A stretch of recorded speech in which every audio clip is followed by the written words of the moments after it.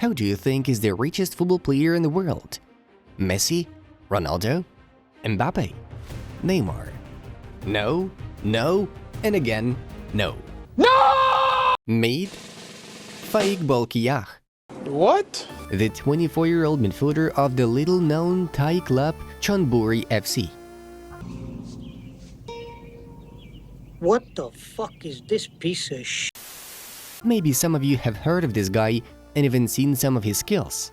Still, we are sure that many of our viewers are getting to know Faiq for the first time, and we just have to tell his incredible story.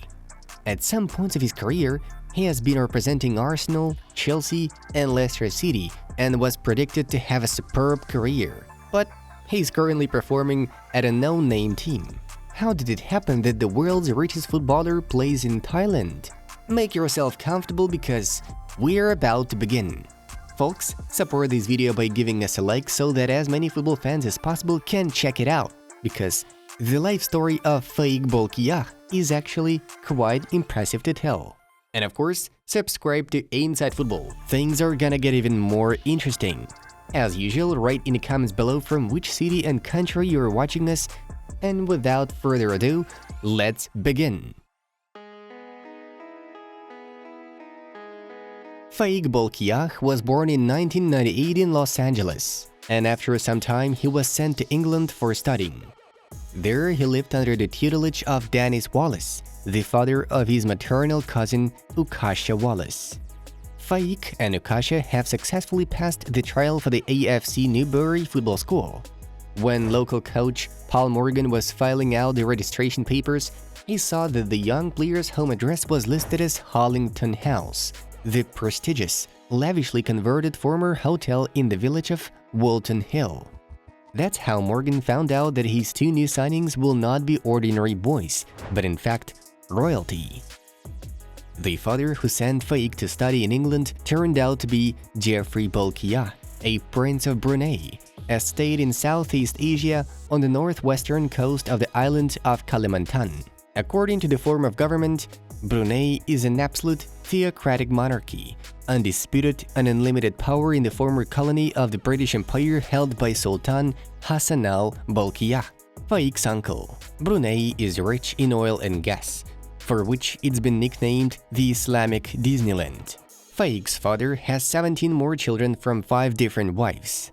The Prince of Brunei is known for his passion for an excessively rich life and the purchase of elite real estate. According to Wikipedia alone, at various times, Faiq Balk owned a private Boeing 747, a large collection of works of arts, including the paintings of Manet, Renoir, and Degas, a car park of 2,000 luxury cars, the Plaza Athénée hotels in Paris, the Bel Air in Los Angeles, the New York Palace Hotel in Manhattan, as well as estates in Paris, Las Vegas, St. John's Lodge, and Regent's Park in London, plus the Asprey Jewelry Company and several yachts. The British tabloid The Sun once shared details about the incredible harem the Prince of Brunei has. 40 women live in there, which are carefully selected from all over the world, mainly from the United States. Despite his father's wild escapades, Faiq Balk grew up to be a modest and responsible boy. He was determined to chase his dream of being a professional footballer. I've played football since as early as I can remember, and from a young age, I've always enjoyed going out on the field and having the ball at my feet. My parents have always been supportive in helping me to achieve my dreams of being a footballer, and they trained me hard both psychologically and physically through my childhood years. So I have to say that they are my role models. Faiq shared in a 2017 interview with 442. Having gone through hell and high water in the youth ranks of Southampton, Reading, Arsenal, and Chelsea, he penned a 3-year professional contract with Leicester City in 2016. Even the British media, which is known for its love for digging in people's businesses, could not find any evidence of arrogant or inappropriate behavior shown by Faiq. On top of that, he's worth an estimated £16 billion according to Spanish news outlet Marca. Messi and Ronaldo, who are the biggest earners in recent history, are worth £511 million and £412 million respectively, as reported by The Express. By the way, now Balk can easily purchase Premier League giants Manchester United, who are currently on sale with owners the Glazer family holding out for around £6 billion. But let's put this fact aside for a while. Unlike many other football players, Balk doesn't even have tattoos. His religion doesn't allow him to have one. Like other people from Brunei, he professes Sunni Islam. A tame tiger that lives in Brunei is the only unusual pet of the player, whose wealth surely exceeds the capitals of Ronaldo and Messi. Faiq took him home when he was a kitten. Kyle Williams, Faiq's former teammate at Leicester City, noted that the guy sets a clear goal for himself: not to be like his brothers. I asked him why he wants to be a footballer when his family are already so rich. He said, "All my brothers sit at home doing nothing. I want to actually do something. I don't want to be like them." To be honest, he hated to speak about his wealth. He would came in a Mercedes-Benz, just like the other U23s, and he was probably a bit nicer, to be fair, but nothing showy. "I never saw him in a gold Rolls-Royce though," added the former Foxes player in an interview with The Athletic.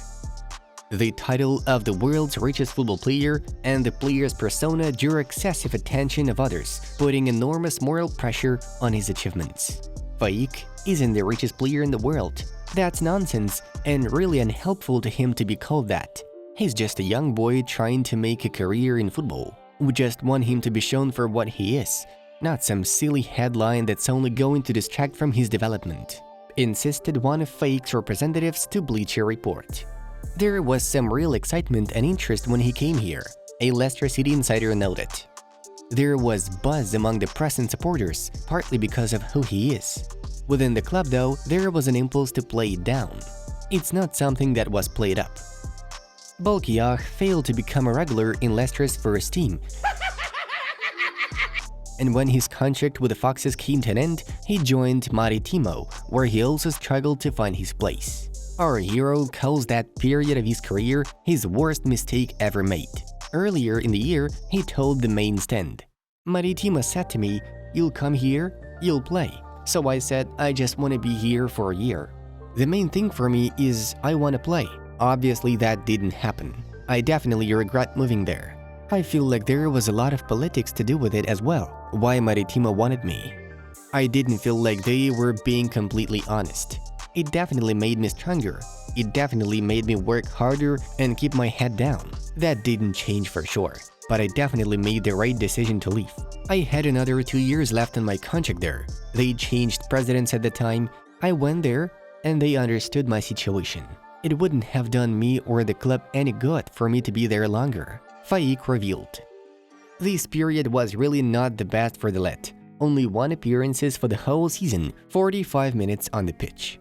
At the moment, Balk is playing for a Thai club Chonburi, but he has not given up on making it to the big leagues. Faiq also plays for the national team of Brunei, where he is considered a top-notch star. He even happened to become the captain of youth teams.